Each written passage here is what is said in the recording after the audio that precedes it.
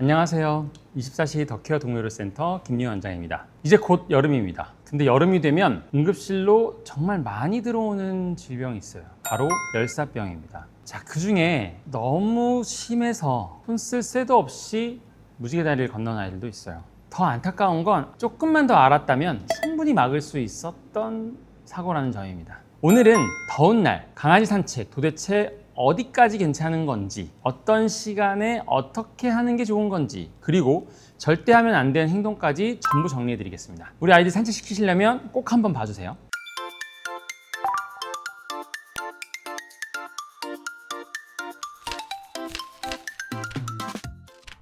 우리 아이들은 더위에 훨씬 취약해요. 사람은 온몸으로 땀을 흘릴 수 있어요. 그러니까 이 땀을 흘리면서 체온을 식힐 수가 있거든요. 근데 강아지들은 여기 발바닥 패드랑 코끝에만 땀샘이 있습니다. 그리고 혀랑요. 땀샘이 적다 보니까 체온을 조절하기 위해서 입을 벌리고 헐떡입니다. 입을 벌리고 헐떡일 때 침이 증발하면서 일부 체온을 떨어뜨리는 데 도움이 됩니다. 문제는 이 방식이 우리나라 여름처럼 고온 다습한 환경에서는 좀 어렵다는 겁니다. 기온이 높고 습도까지 높은 환경에서는 이렇게 헐떡이는 것만으로는 당연히 충분히 쉽게 떨어지지 않는 거죠. 그리고 우리 아이의 체온이 일반적으로 38.5도 정도로 돼서 사람의 체온인 36.5도보다 2도 정도가 높습니다. 외부 온도가 조금만 올라가도 사람들보다 빠르게 위험 구간에 도달할 수 있다는 뜻입니다. 일반적으로 40도씨가 넘으면 단백질에 대한 손상이 생겨요. 그런데 강아지 아이들의 몸 모두 단백질로 이루어져 있거든요. 그러니까 40도씨가 되는 것이 우리 아이들은 2도만 올라가면 40도씨가 되고 사람은 4도가 올라가야 40도씨가 되니까 훨씬 빠르게 위험해질 수 있는 거죠. 더욱이 털까지 덮여 있어요. 한여름에 우리가 두꺼운 외투를 입고 아스팔트 위를 걷는다. 얼마나 힘들까요? 그런 것이 우리 아이들이 지금 겪고 있다고 생각하시면 됩니다. 자, 그럼 어느 정도가 가장 산책하기 좋은 온도일까요? 가장 많이 물어보시고 궁금해하실 것 같아요. 여기서 중요한 거는 절대적인 기준은 없습니다. 같은 28도라고 해도 햇빛의 정도, 습도, 그리고 우리 아이들의 털, 그리고 비만 이런 것들에 의해서 달라질 수 있고요. 그리고 가지고 있는 질환, 심장병이나 호흡기 질환, 기관협착, 이런 여러 가지 질병에 따라서 위험도가 많이 달라집니다. 그래도 일반적으로 참고하라고 말씀드리면 22도 이하에서는 비교적 안전한 편입니다. 23도에서 27도까지는 주의가 필요한 구간이고 28도부터는 열사병 위험이 확실히 올라가니까 자제하시고요. 특히 30도가 넘었다? 안 하시는 게 좋습니다. 이런 것보다 조금 더 중요한 게 있습니다. 바로 습도랑 아스팔트 온도입니다.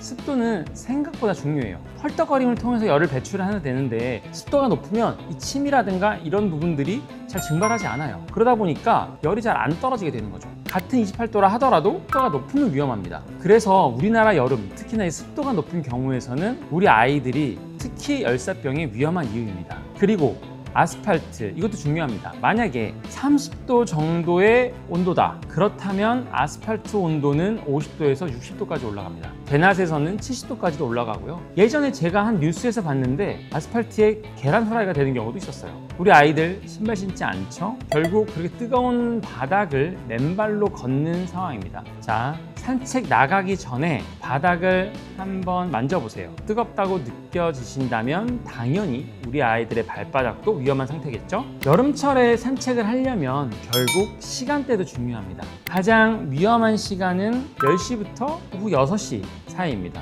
특히 2시나 4시는 가장 태양이 셀 때여서 기본적으로 온도도 높고요. 복사열, 그리고 아스팔트 온도가 최고조로 올라가는 시기입니다. 당연히 이 2시부터 4시까지는 안 하시는 것이 좋겠죠. 가장 안전한 시간, 해 뜨기 직전, 이른 새벽 또는 해가 지고 난 충분한 저녁 시간이 좋습니다. 또 하나 중요한 건 해가 졌다고 바로 안전한 건 아닙니다.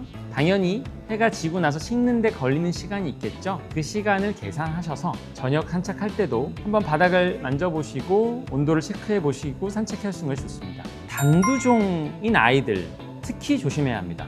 많이 알고 계시는 시츄나 프렌치 불독, 퍼그, 패키니즈, 보스턴 테리어 이런 아이들은 얼굴의 구조상 입이 짧은 편입니다. 그래서 호흡도 잘 하기 어려운 경우들이 많고 체온 조절이 훨씬 더 효율적이지 못합니다. 같은 환경에서도 그만큼 열사병이 더 위험하다는 뜻이죠. 거기에 덧붙여서 나이 많은 아이들, 또 너무 어린 아이들, 비만인 아이들, 이런 아이들은 당연히 위험할 수 있습니다.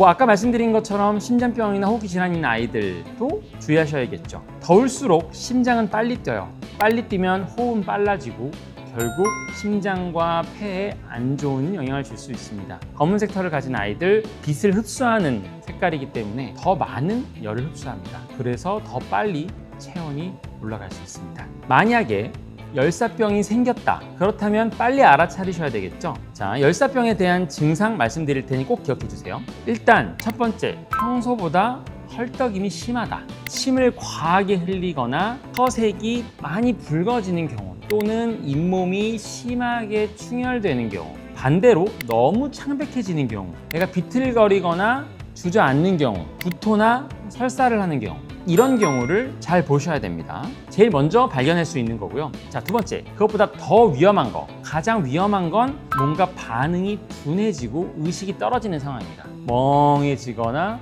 느려지는 경우, 이런 증상을 보인다면 조금 쉬면 괜찮겠지 하지 마시고요. 어떻게 하셔야 된다? 일단 체온을 낮추셔야 돼요.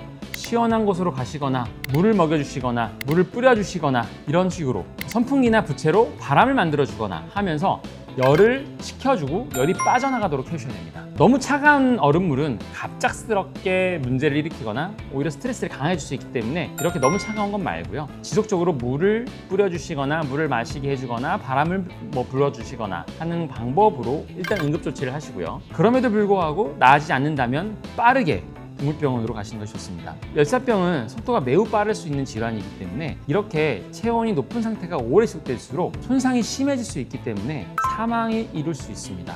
여름철에 산책, 안전하게 하는 것이 좋겠죠. 그렇다고 완전히 끊을 필요는 없습니다. 정해진 시간에 적당한 산책, 그리고 미리 준비된 것을 통해서 하시는 게 좋고요. 우리 아이들에게 산책은 스트레스 해소와 삶의 즐거움 중에 하나입니다. 대신 안전하게 하시는 것이 좋습니다. 시간을 줄이시고요. 짧게 여러 번 나가시는 것이 좋습니다. 물을 챙기시고요. 시원하게 해줄 수 있는 장비를 챙겨가시기 바랍니다. 그리고 바닥 온도를 체크해 보셔서 그늘 위주, 잔디나 흙길, 나무가 많은 곳을 이용하시는 것이 좋습니다.